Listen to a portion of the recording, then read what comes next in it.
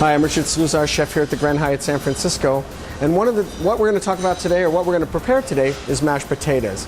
And why we're going to do mashed potatoes? It's a very simple thing, but I know there's sometimes some people have some issues with mashed potatoes, and why did mine turn out lumpy? Why did they turn out maybe not so creamy? And so when you make mashed potatoes, and we start here with russet potatoes, so we peel our russet potatoes, and then we dice them. And then we put them in a pot, and we start with cold water.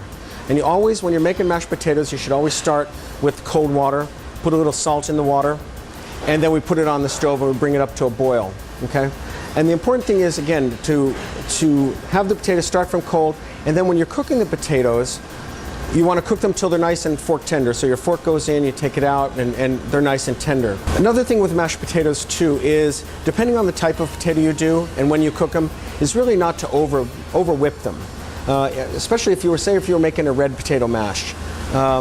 If you really over-whip them, then they really become kind of pasty. So you really want to make sure that you don't do that, because at that point, it seems like you can't add enough cream to make them creamy.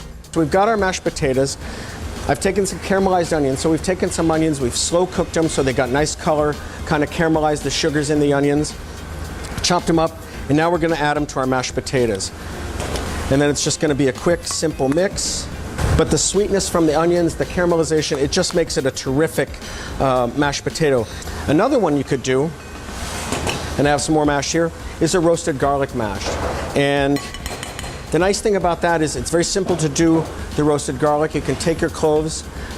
What we do is we just toss them with a little bit of oil and roast them in the oven. And then we're just going to add these to our mashed potatoes.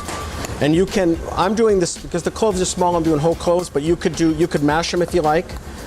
But the garlic imparts a great flavor in there. Possibilities are pretty much limitless, whatever you'd like to add. Cheese, scallions, bacon, whatever you'd like to do. But it's a great way to dress up your mashed potatoes.